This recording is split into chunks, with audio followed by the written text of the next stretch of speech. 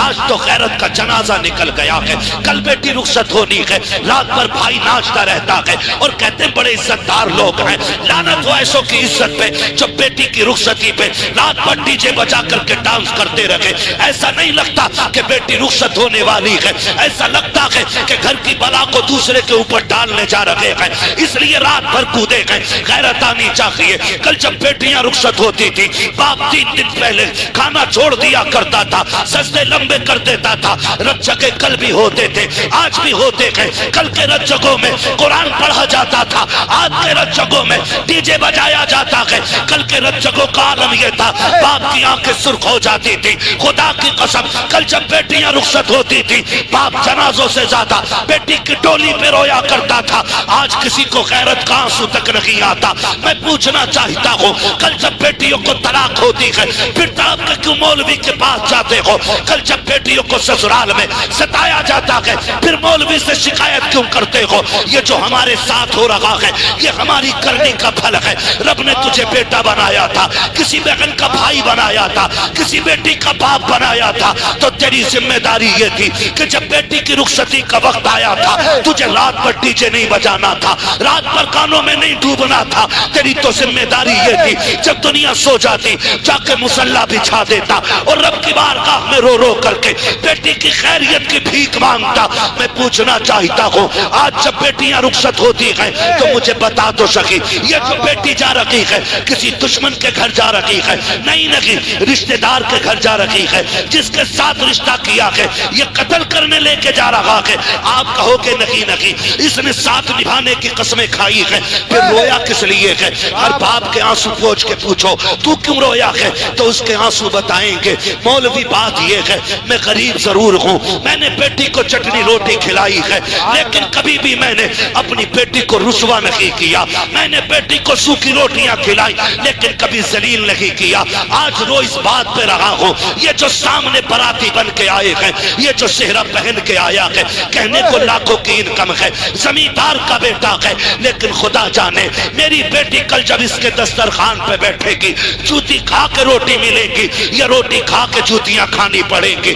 اس خیال نے رلا دیا کہ کل جب میری بیٹی کو لقموں کے تانے دیے جائیں گے میری بیٹی پہ کیا بیتے گی، اس خیال سے باپ رو دیتا ہے۔ اور ڈی جے بجا کے ناچنے والوں، غیرت کا تماشا بنانے والوں، اوقات دکھا کر کے اسلام کو بدنام کرنے والوں، میرا ایک سوال ہے، آج تم ڈی جے بجا کے بیٹیوں کو رخصت کرتے ہو، گانے بجا کے بھیج رہے ہو، کل جب بیٹیوں پہ آفتیں آئیں گی تو رونے کی ضرورت نہیں ہے، اپنے سر دیواروں میں مارنا۔ اور اگر بیٹی بچانا چاہتے ہو تو جب بیٹی کی رخصت کی باری آئے تو ڈی جے نہیں بجانا ہے، تماشے نہیں کرنے ہے، خدا توفیق دے تو کبھی مسجد میں جانا ہے، کبھی رات کو گھر میں مصلی بچھانا ہے اور رو کے جھولی پھیلانا ہے، مالک یہ میری بہن ہے، یہ میری بیٹی ہے، میں تیری رحمت کے سہارے دے رہا ہوں، خدا میری بیٹی کو رونے نہ دینا۔ خدا کی قسم کھا کے کہتا ہوں جب یہ گھر سے جائے گی اکیلی نہیں ہوگی، جب یہ گھر سے قدم نکالے گی قدم اس کا ہوگا ساتھ میں کرم خدا کا۔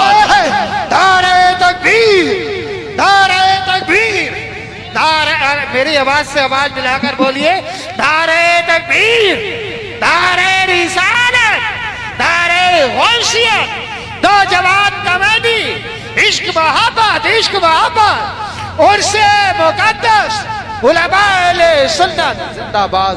آج رونا ہے میرے بھائی، رونا ہے۔ 10% فون ایسے ہوتے ہیں دعا کرتے بیٹی سسرال میں دکھ میں رہ رہی ہے، 10% باپ رو کے کہتے ان کی سانسیں بھی پوری نہیں ہو پاتی ہیں، جی جی جی، بات کرتے کرتے لہجے ٹوٹ جاتے ہیں ان کے، وہ بیٹی کا درد پورا نہیں بتا پاتے ہم لوگوں سے، کہتے ہیں بس دعا کریں اللہ بیٹی کے دن اچھے کر دے۔ کیا بیٹیاں باپ کو پیاری نہیں ہوتی ہیں؟ بولو جی جی، ہوتی ہیں کہ نہیں ہوتی ہیں؟ بیٹیاں بھی باپ کو پیاری ہوتی ہیں، بیٹے بھی باپ کو پیارے ہوتے ہیں، فرق اتنا ہے بیٹے کو چوٹ لگ جائے تو تڑپ کے کہتا ابا مجھے یہاں چوٹ لگی ہے، لیکن بیٹیاں جب سسرال میں ستائی جاتی ہیں نا تو وہ کبھی باپ سے آ کے نہیں کہتی ابا آج اتنا مارا گیا ہے، ابا آج کھانا نہیں ملا ہے، 3 دن سے تیری بیٹی فاقے سے ہے۔ جب بھی باپ کی دہلیز پہ آتی ہیں ہنستی ہوئی آتی ہیں، کیوں؟ صرف اس لیے تاکہ میرے باپ کو میرے دکھوں کا پتہ نہ چلے. یہ جب لوگ پوچھتے تھے نا کیا لے کے گھوم رہا ہے، کبھی یہ نہیں کہتا تھا بیٹی یہ کندھے پہ، کہتا تھا میری شہزادی بیٹھی ہے میری کندھے پہ. یہ رشتے ہوتے ہیں. اور ہم نے اللہ رسول کی نافرمانیاں کی، ہم نے ڈی جے بجائے، ہم نے گانے بجائے، بیٹیوں کے بیڑے غرق کر کے رکھ دیا. وہ بھائی معاف کرنا. جی جی جہیز میں قرآن ہوتا ہے یہاں پہ بھی؟ بول سکتے ہو تو بولو بھائی، ورنہ زبردستی کوئی نہیں ہے. ہاں مجھے اعظم نے بلایا، میں بھائی سے کہہ کے چلا جاؤں گا، میں جا رہا ہوں. زبردستی نہیں ہے، کوئی باندھ کے بیٹھائے گا یہاں پہ. میں نے پہلے ہی کہا تھا جتنی دیر سنیں گے اتنی دیر بات کریں گے. جی جی مجھے ٹائم پورا نہیں. قرآن ہوتا کہ نہیں جہیز میں؟ اور جب بیٹی گاڑی میں بیٹھنے چلتی ہے آواز آتی ہے ٹھہرو پہلے قرآن رکھو گاڑی میں. کہا کیونکہ پہلے قرآن گاڑی میں بیٹھ رکھا جائے گا.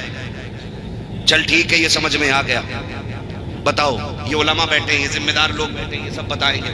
جو قرآن کی تلاوت کثرت سے کرے گا قرآن قیامت میں اپنے پڑھنے والے کی شفاعت کرائے گا. جی جی جی بے شک.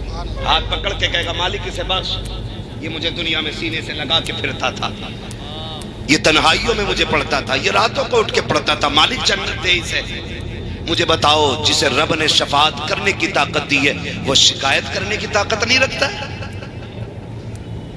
وہ بھائی وہ شکایت بھی تو کر سکتا ہے، وہ یہ بھی تو کہہ سکتا ہے 3 دن تک ڈی جے بجتا رہا مالک نے میری یاد نہیں آئی. وہ یہ بھی تو کہہ سکتا اس کے گھر کی ڈھولک کی آواز بند نہیں ہوتی تھی اور کوئی قرآن پڑھنے والا بھی نہیں تھا. یہ بھی تو کہہ سکتا ہے. وہ ہو کس دھوکے میں؟